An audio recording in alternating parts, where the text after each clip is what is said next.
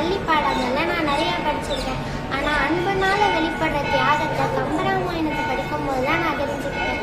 ஆமாங்க, கம்பராமாயணத்துல 2வது காண்டமான அயோத்தியா காண்டத்துல கைகேயி சூழ்ச்சி பள்ளத்துல வர ஒரு காட்சி.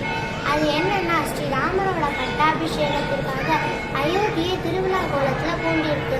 ஆனா கைகேயிக்கு கொடுத்த வரத்தை நினைச்சு என்ன பண்றதுன்னே தெரியாம வருத்தம் அடைஞ்சு நிற்கிறாரு சத்தியசீலரான தசரதர்.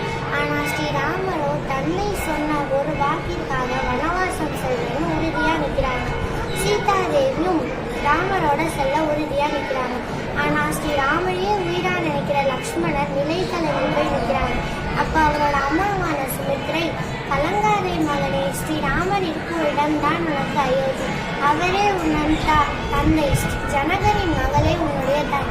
அவங்க போகிற வனவாசத்துக்கே நீயும் போ அப்படின்னு அவங்க அம்மா சொன்னால்தான் லக்ஷ்மணருக்கு உயிரே வருது.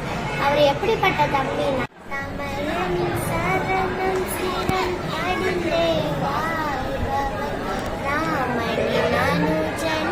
இவன் ராமானுஜனே தன்னுயிர் நீந்தினால் உடல் நடமாடுமோ, தன்னொரு பிரிந்தால் நிழலும் வாழுமோ, ராம ராம் ராம ராம்.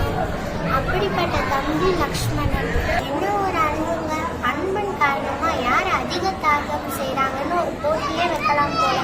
தன் தந்தையின் வாக்கிற்காக வனவாசம் செல்ல உறுதியா நிற்கிற ஸ்ரீராமன், என்னவர் இல்லாம எனக்கு எதுக்கு அரண்மனை வாழ்ந்து வனம் செல்ற சீதா, நிலனா பின்தொடர்ற தம்பி லக்ஷ்மணன், ஸ்ரீராமருக்கும் சீதா தேவிக்கும் காவலனா அனுப்பட்டான் மகனையே அனுப்பி வச்ச தன்னலமற்ற சுமித்ரை, தன் கணவரின் அண்ணன் மீதான பக்திற்காக 14 வருடங்கள் தனியாகவே வாழ்ந்த ஊர்மிளா, இப்படின்னு ஒரு அன்பு யுத்தமே இங்க நடக்குது.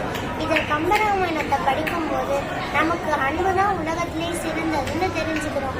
நாமளும் இனிமேல் அன்புன்ற ஆயுதத்தை கெட்டியா பிடிச்சுக்குவோம்.